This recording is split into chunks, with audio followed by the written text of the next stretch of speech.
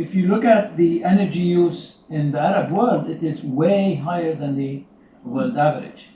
And this is striking, but when you look at where that energy is going, in Saudi Arabia, for example, 65% of domestic oil use is used for desalination, with 1.5 million barrels of oil a day used to desalinate 24 million cubic meters of water.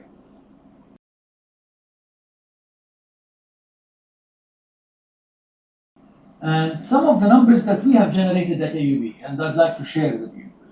This is a study we had done on data collected at AUB since 1874, all the way up and supplemented by data from the government since the 1930s on rainfall. The thing is, rainfall in Beirut has not changed. And we did a similar study just a month ago on the Bekaa region, that's the inland part of Lebanon. And again, the rainfall on average has not changed. So we keep that in mind. But what has changed, and what is striking and scary, is that the minimum temperature over the same 150 years, let's say, approximately, has increased, and it has increased by about 3 degrees Celsius. The reason this is significant is that countries like Lebanon rely greatly on snowmelt to recharge groundwater. And when snow doesn't stick on the ground, there's no recharge.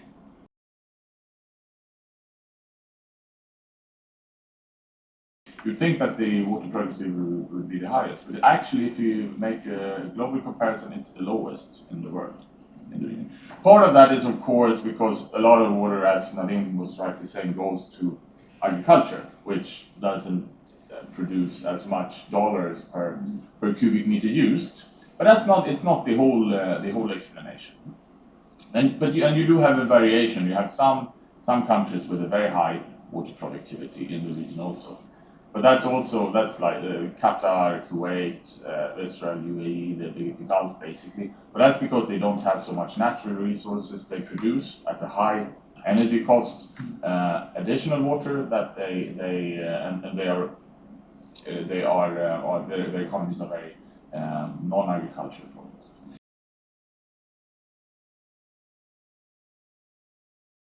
Here, I think we have a good opportunity. Our figures when we looked at the region,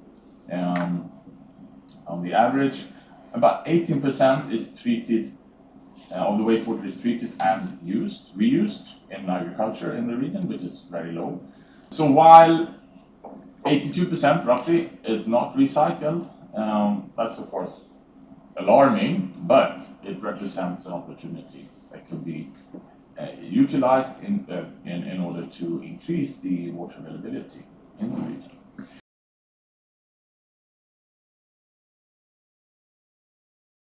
In many countries, or a few in particular, like Libya in particular, they pump a lot of fossil groundwater, which is a bit like oil. When it's gone, it's gone. It's not renewable. So they are doing that, and there's some other resources, groundwater resources, in particular this DC aquifer shared between Saudi Arabia and Jordan. It's also a fossil aquifer.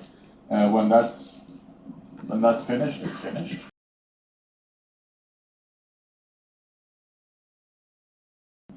Looking at the way they allocate water, it's a volumetric allocation. And what does that mean?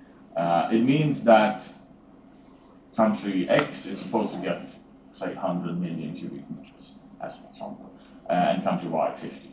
But with the climate change, as Nadim so clearly pointed out, the variations will increase, and some years we will have much more, some years we will have less. You will have it in certain parts of the year where you may not have had it before. So they don't cater usually. There are a few exceptions, but in the region generally not. They don't cater for the increased variation. So in that sense, the agreements in the few places where they exist may become obsolete from that perspective.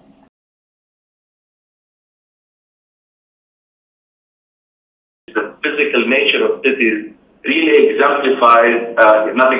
exasperates these these impacts. For example, if we're talking about increased temperatures, within cities because of the urban heat island, temperatures are much higher. Your runoff or your flooding is twice, doubled in its impact.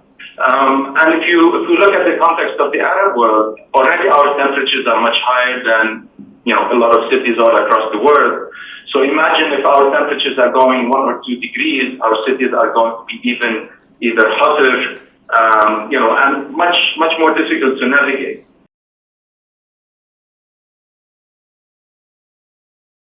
Trying to use drones with sensors to really try and look at the impact of vegetation towards the urban climate. And what's important about this compared to static climatic units is that you can actually measure the heat exchange or the energy exchange that happens within the urban climate and gives us a more dynamic assessment of the situation. And all of this is to inform basically policies on how to actually use vegetation to really reduce all of these. The other project that we're actually trying to work on, and that's in collaboration with Nadeem as well, is trying to look at green walls on buildings to try and use domestic recycling of domestic water to actually bring it back into the building use.